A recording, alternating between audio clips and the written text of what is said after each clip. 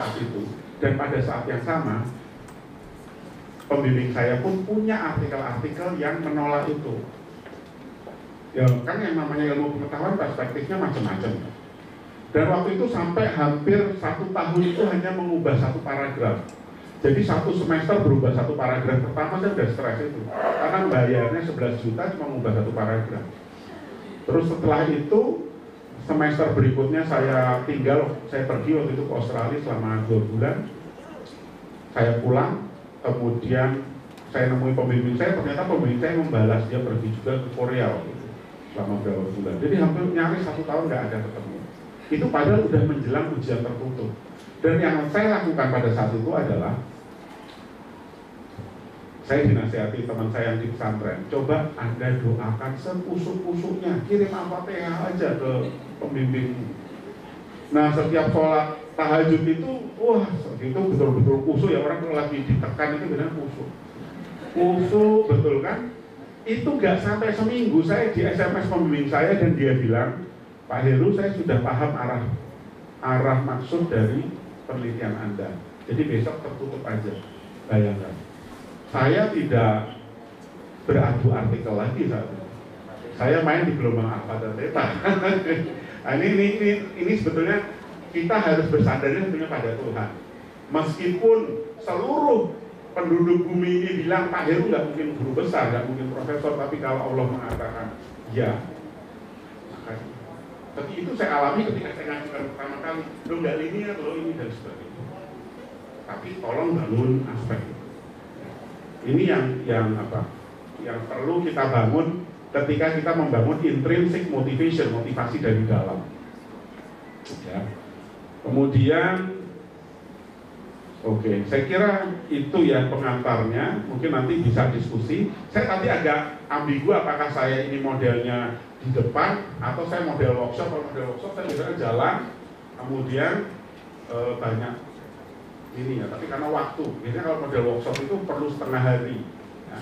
Jadi Anda ada relaksasinya, ada ini dan sebagainya. Tapi saya kira ini sangat luar biasa buat Anda, buat kita semua.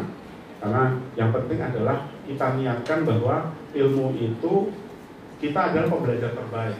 Kita bisa belajar dimanapun, kapanpun, dengan siapapun, dengan penuh percaya diri, dengan yakin. Kunci pembelajaran adalah pada kita memang menerima itu. Saya kira itu dari saya untuk pengantar. Demikian, billahi taufik wal hidayah. Assalamualaikum warahmatullahi wabarakatuh. Kita berikan buat dulu.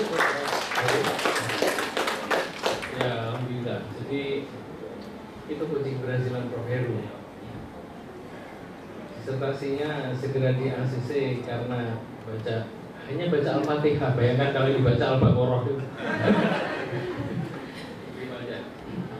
Baik, saya nggak ingin menyimpulkan dulu, tapi mari kita mungkin diskusikan. Ada beberapa saya kira hal yang menarik sekali dan juga memberikan pencerahan.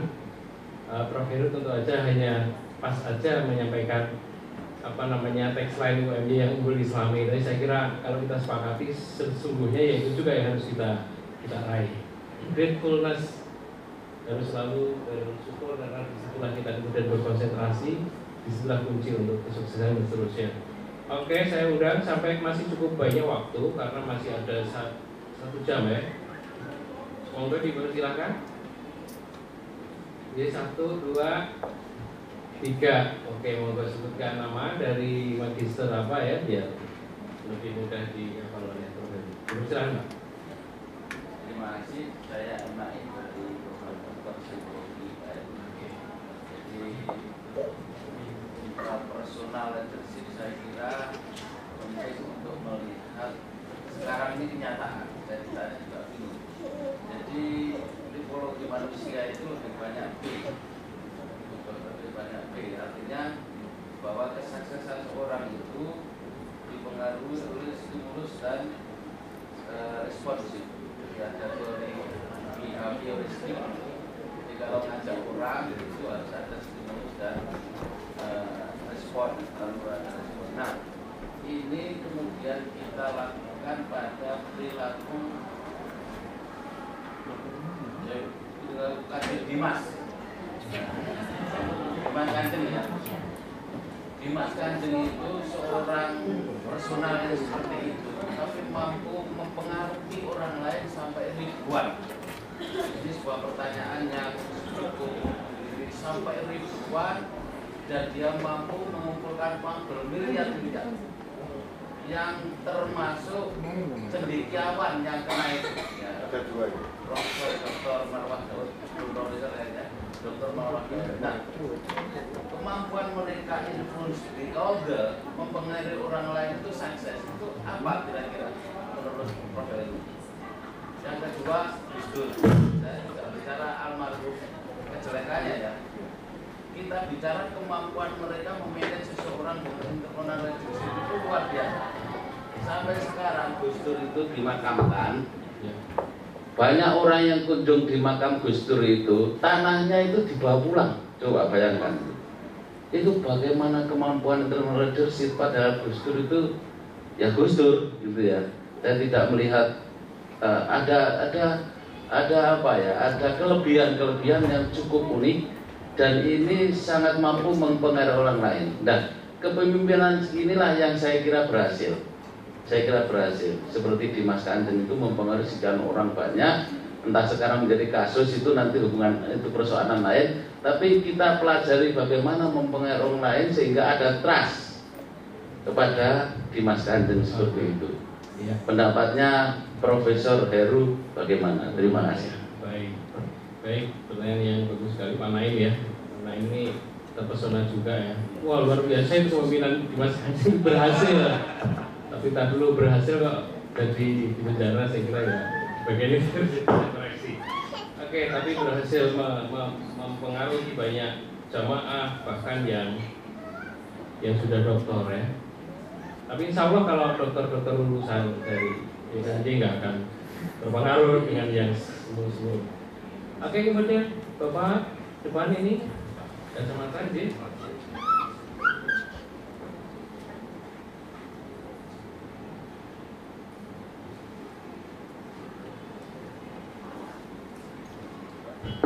Singkat saja Prof, minta triknya untuk masuk ke gelombang theta tadi.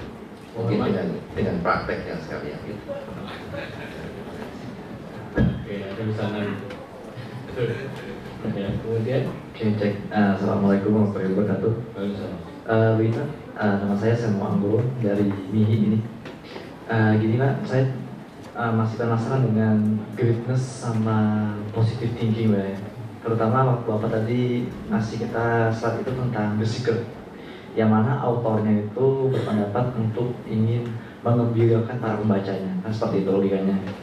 Nah, cuma gini Pak ya, kita ini kan sebagai manusia ini kan kadang ya ada saatnya kita berpikir negatif, pasti ada. Apalagi ketika kita dalam semacam under pressure gitu kan. Cuma yang saya pengen tanya itu, apakah benar ada korelasi antara pikiran positif sama greatness itu? Ketika kita banyak pikiran negatif banyak banget, tapi satu aja kita pas kita ingat yang kita sukai satu hal aja, apakah itu bisa menghapus semua pikiran negatif kita dalam pikiran kita? Apakah benar seperti itu?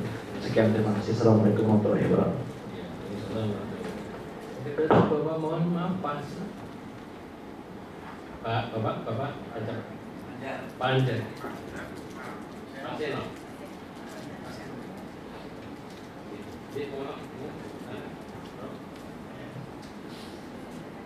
Baik, terima kasih. Saya mulai dari Pak Dr. Ainun ya. Naim. Karena Ainun Naim dosen saya, Ainun Naim. Pak Naim ya, Dr. Naim. Oke. Mengenai fenomena Dimas Kanjeng ya, dan Gus Dur ya. Ya, ini sebetulnya fenomena hubungan antara leader dan follower, antara leader dan pengikut. Tadi kita menginfluence orang, Anda bisa jelaskan ada perspektif behavior, ada sosial kognitif, ya, ada kognitivism, ya, untuk mempengaruhi orang, ada alir, ya banyak sekali stream itu ya. Nah, ketika tadi orang, ini contoh juga nih, orang aliran JI aja, Jamaah Islamiyah, saya ini hampir mirip juga case-nya, itu orangnya luar biasa. Sekarang saya memang waktu itu mengikuti mantan JI itu, kalau ngomong itu menghipnotis betul, udah ganteng menghipnotis. Dan saat itu kita nggak punya alasan untuk tidak mengiyakan. Ya. Ini memang mungkin dia bisa bangun dari skillnya dan auranya dia. Jadi ada harmoni antara apa yang dia rasakan, dia ucapkan, kemudian dia perbuat. Ya. Nah, terus kemudian dia punya pilihan-pilihan kata yang luar biasa untuk mengempower. Nah sekarang kita lihat dari fenomena leader follower. Seringkali terjadinya pemimpin-pemimpin karismatik sebetulnya bukan hanya pada aspek itu, tapi memang pengkondisiannya luar biasa. Pengkondisian, aspek pengkondisian, misalnya tradisi yang sudah terbangun ya di situ, sehingga follower itu ya apapun yang terjadi dia tetap ada pimpinan. Nah, cuma dari kacamata pemimpin itu perlu, kan kadang-kadang pemimpin merasa ini berguna nih buat saya. Orang pokoknya tanpa alasan yang jelas mendukung saya, tanpa alasan yang jelas dia taklid pada saya. Itu kan sangat bisa terjadi pada fenomena itu. Nah, dalam situasi seperti itu kadang-kadang orang akan membiarkan, biarlah kan menguntungkan saya nih kalau bagi leader. Makanya dalam kasaran organizational behavior muncul transformational. Pemimpin itu sebetulnya harus juga memberdayakan, memberikan stimulasi intelektual juga pada dia, sehingga tidak hanya dia ya pokoknya pasrah, ya. Berikan teknologinya. Jadi seorang pemimpin itu harus bisa memberikan teknologinya. Contoh, orang yang tidak paham mengenai teknologi itu sendiri, ketika dia berada di gedung yang megah, yang pintunya bisa naik turun, buka tutup, dia itu mengatakan ini magic loh. Melihat lift bisa naik turun, masuk, toto udah ada di lantai 3, itu magic. Bahkan kalau perlu dikasih dupa nanti, karena nggak tahu teknologinya. Nah tugas pemimpin kalau dia mau transformasional, maka dia harus berikan teknologinya itu, beri penyadaran, sehingga ini bukan magic tapi teknologi.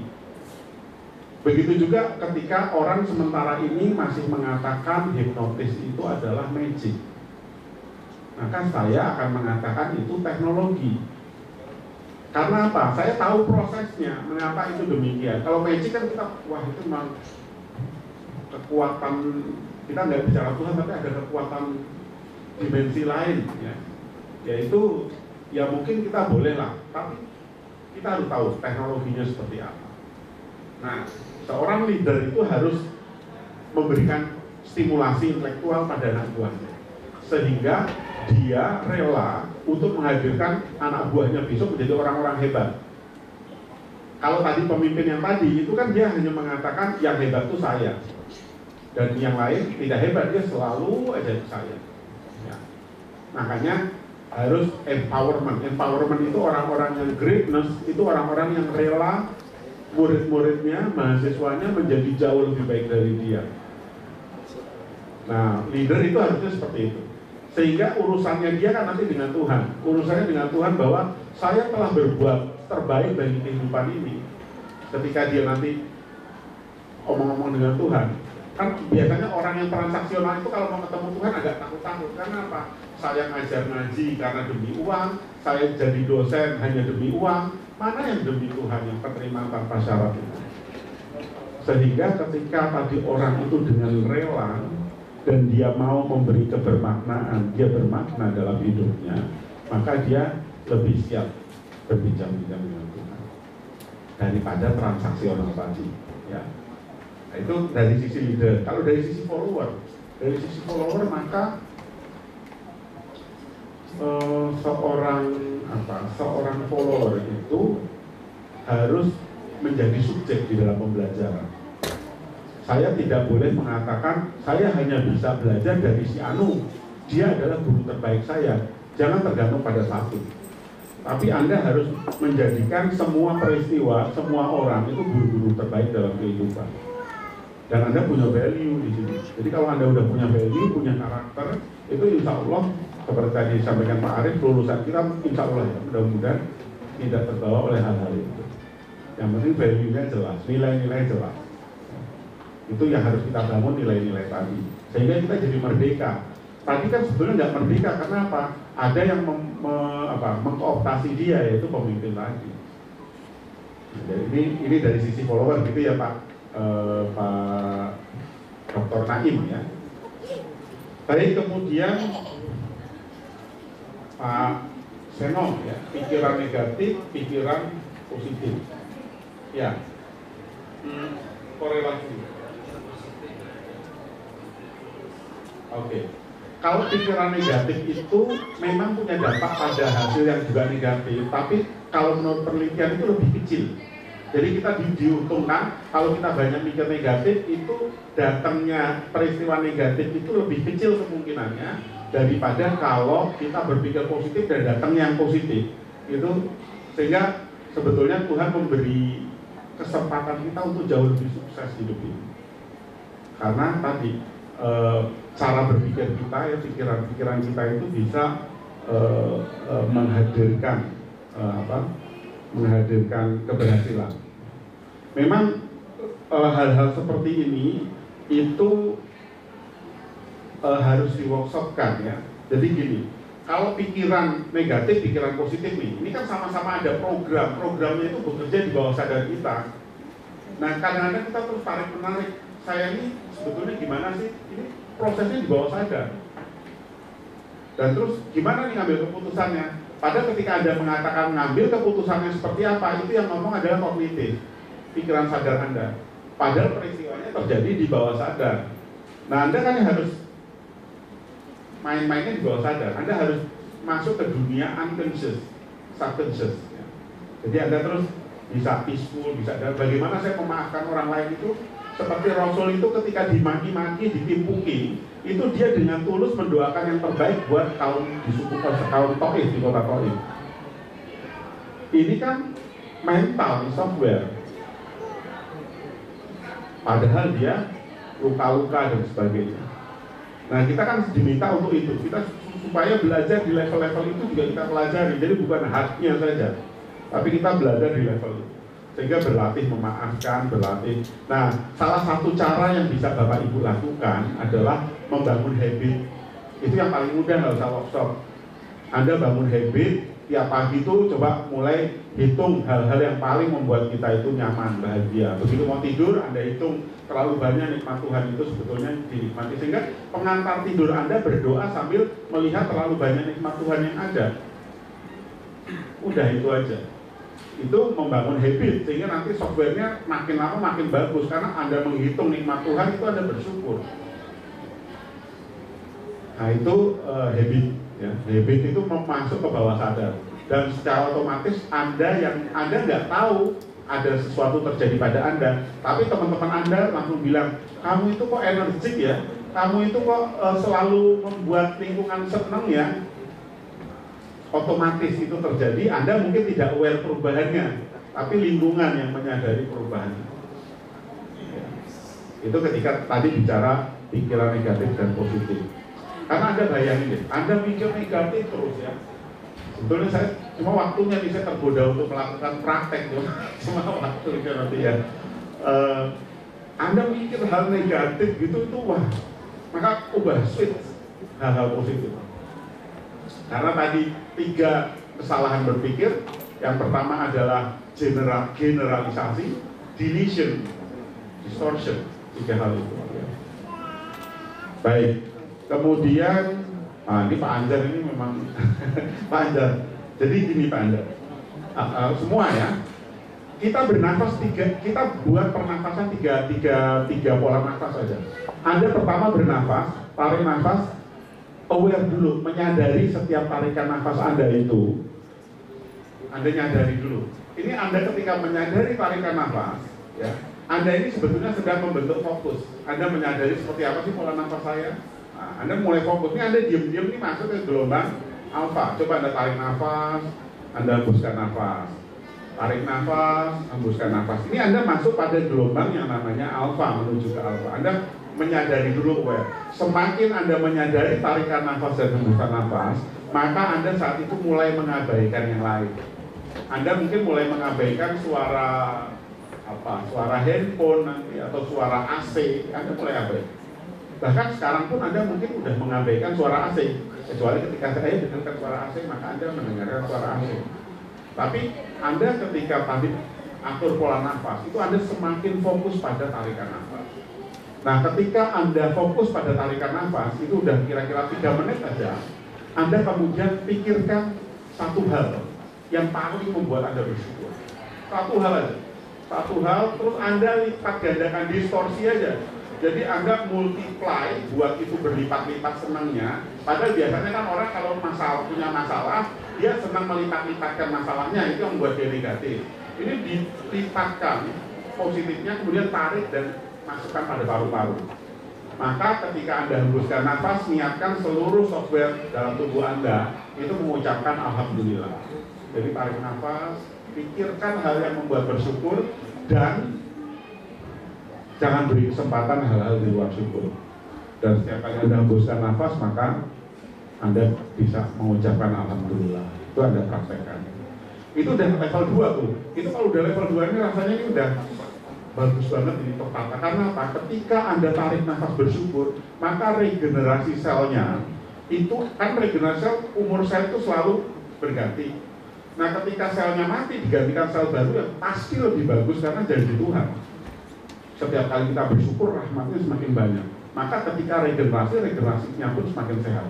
Metode penyembuhan itu seringkali juga berbasis pada itu. Karena sel-sel baru pasti lebih sehat. Bahkan Anda sugestikan DNA Anda semakin baik. Anda bisa melakukan report terhadap DNA pembawa sifat. Ini yang level 2. Level 3 Anda udah merasa, wah seluruh tubuh Anda ini kalau bicara happy, memang seluruh tubuh Anda udah merasakan happy, bersyukur. Kalau udah bersyukur maka apa? Yang terjadi Anda udah merasa cintanya Allah itu begitu dekat, cintanya Tuhan begitu dekat. Sehingga setiap tarik nafas maka niatkan Anda tarik cintanya Allah. Setiap kali Anda hembuskan nafas, mulai sebarkan pada yang lain. Sebarkan pada kedua orang tua, pada pemimpin, pada anak-anak Anda, pada pasangan, dan pada semua makhluk Tuhan, semua makhluk Allah. Ini membangun mental greatness. Ini kan softwarenya yang dilatih. Sehingga Anda nanti tiap pagi mau ke kantor melihat orang lagi jualan di pojokan, dalam hati Anda mengucapkan Assalamualaikum, Barakallah. Itu otomatis softwarenya dilatih. Softwarenya dilatih untuk menghargai kehidupan, untuk mengapresiasi kehidupan. Sehingga Anda otomatis itu akan apapun itu lebih diamini oleh kehidupan. Jadi kehidupan Anda itu berada pada link yang tepat, pada frekuensi yang tepat di dalam kehidupan. Karena ketika kita memilih untuk marah, benci, kesal, itu frekuensinya udah nggak sesuai. Jadi kita bangun frekuensinya itu dengan apa? Happiness. Karena kita disuruhnya kan sabar dan syukur